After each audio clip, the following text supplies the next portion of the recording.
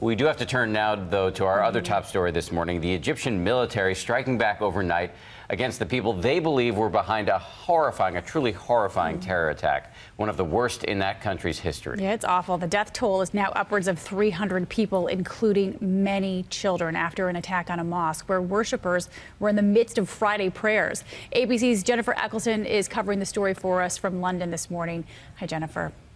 Good morning, Dan and Paula. That's right. The death toll from Friday's massive coordinated terror attack rising. Potential suspects now located, and Egypt's president making good on a promise to respond with brute force.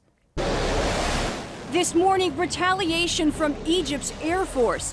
Airstrikes on militants the government blames for the massacre at a mosque, the deadliest attack in Egypt in modern history.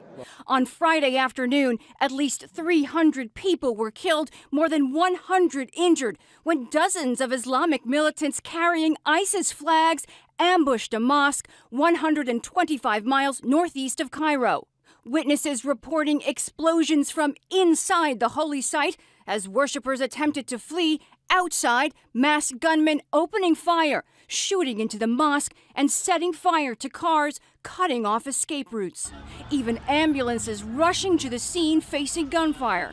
Most of the aftermath too gruesome to show. Rows of victims, including 27 children. No group has claimed responsibility, but Islamic State is suspected. Those worshipping may have followed a mystical form of Islam called Sufism, which ISIS says is heresy. Overnight, a show of solidarity for Egypt, the colors of the Egyptian flag illuminating landmarks and government buildings in Israel, Toronto, and Birmingham, England.